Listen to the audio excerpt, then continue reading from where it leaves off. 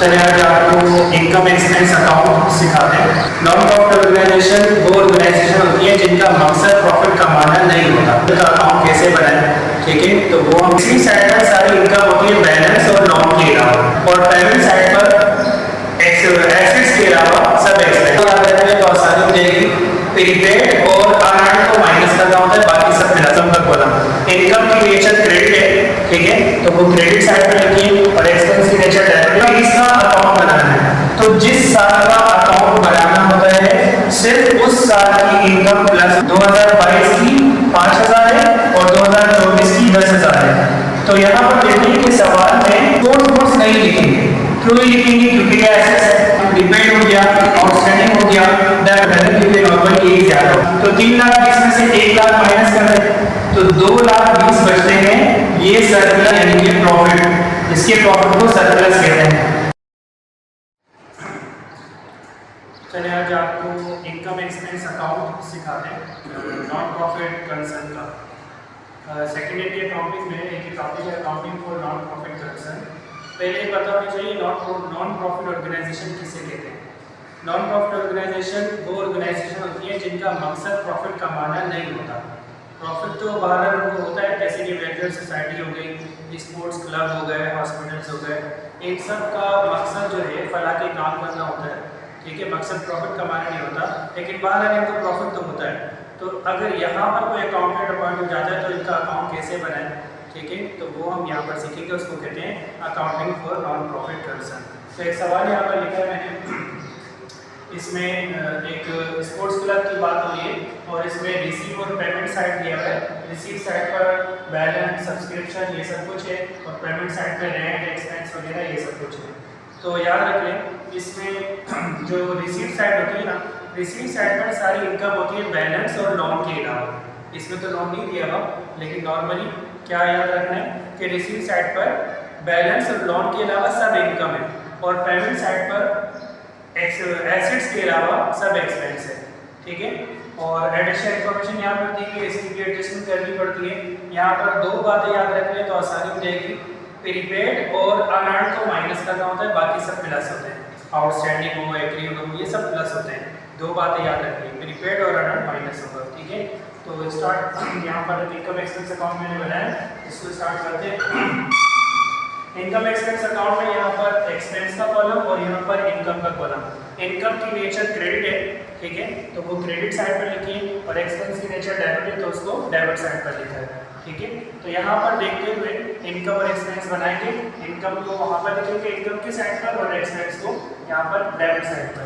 तो पहले subscription income है, यहाँ पर लिखा है 2,50,000, ये सब्सक्रिप्शन इनकम 2,50,000 है। और एडिशनल इन्फॉर्मेशन पे लिखा हुआ है सब्सक्रिप्शन 2022 की 5,000 है और 2024 की 10,000 है। तो यहाँ पर देखिए कि सवाल में ये लिखा हुआ है 2023 का अकाउंट बनाना है, तो जिस साल का अकाउंट बनाना होता है सिर्फ उस साल की इनकम प्लस होती है, बाकी सब माइनस होती है, ठीक है। एक आसान तरीका है। तो ये दोनों 5,000 और 10,000 माइनस होंगे, और ये नीचे देखिए एक्टिव सब्सक्रिप्शन लिखा हुआ है 2023, तो ये प्लस होगी। तो यहाँ पर मैंने सब्सक्रिप्शन लिखी, सब्सक्रिप्शन 2.5 लाख में से 15,000 माइनस, क्योंकि ये एक है 2022 की 5,000, 2024 की 10,000, ये दोनों मिलाकर 15,000 माइनस हो गए, और 20,000 प्लस जो कि 2023 के हैं। तो इस तरह से 2,55,000 सब्सक्रिप्शन है। इसके बाद रिसीव साइड पर यहाँ पर मैच इनकम है 45,000, तो मैच इनकम डायरेक्टली वहाँ पर क्रेडिट पे लिख दिया 45,000। इसी तरह यहाँ पर सेल ऑफ टिकट है 20,000, ये भी डायरेक्टली वहाँ पर आ गया सेल ऑफ टिकट 20,000। तो ये इनकम साइड कंप्लीट हो गई। इनकम साइड पर तीन चीजें आई हैं, सब्सक्रिप्शन, मैच इनकम और सेल ऑफ टिकट, ठीक है। रिसीव साइड में से ये आ गई। पेमेंट साइड से एक्सपेंस आएंगे। सबसे पहले ग्राउंड रेंट एक्सपेंस है, तो रेंट एक्सपेंस यहाँ पर लिखा हुआ है 10,000, ठीक है। यहाँ पर देखते हैं रेंट कुछ लिखा हुआ है, यहाँ पर लिखा हुआ है आउटस्टैंडिंग रेंट, तो आउटस्टैंडिंग प्लस हो जाता है। तो यहाँ लिखा है रेंट एक्सपेंस 10,000 प्लस 10,000, टोटल हो गया 20,000। अगर प्रीपेड होता तो माइनस हो जाता, जैसे कि मैंने पहले भी कहा कि अनअर्न्ड और प्रीपेड माइनस होता है, बाकी सब प्लस होता है, ठीक है।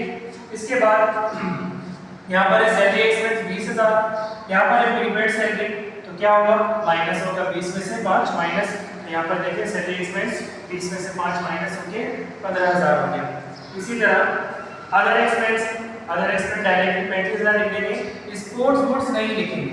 क्यों नहीं लिखेंगे? क्योंकि ये एसेट्स यहाँ पर नहीं आता। ठीक है। इसके बाद नीचे अगर आगे एडिशन इन्फॉर्मेशन में सब्सक्रिप्शन की एडजस्टमेंट कर ली, एक्टिव सब्सक्रिप्शन हो गया, प्रीपेड हो गया, आउटस्टैंडिंग हो गया, डेप्रिसिएशन ले गया, तो डेप्रिसिएशन एक्सपेंस है, ये भी यहाँ पर डेबिट में आ जाएगा।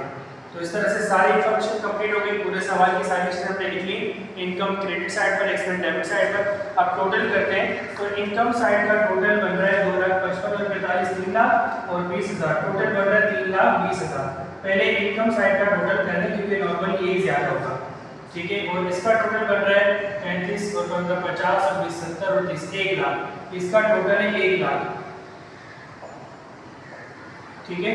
तो इनकम का टोटल है 320, एक्सपेंस का टोटल है, टोटल एक्सपेंस 1 लाख। तो 3,20,000 में से 1 लाख माइनस कर दें तो 2,20,000 बचते हैं।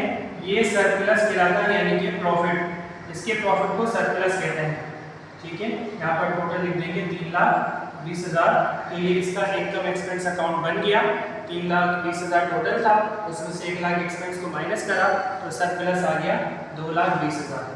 ठीक है। तो ये इनकम एक्सपेंस अकाउंट है। इसकी ज़्यादातर रिक्वायरमेंट ये होती है कि इनकम एक्सपेंस अकाउंट बनाओ। कभी कभार बैलेंस शीट भी आ जाती है, तो इंशाल्लाह उसको नेक्स्ट वीडियो में कंटिन्यू करेंगे।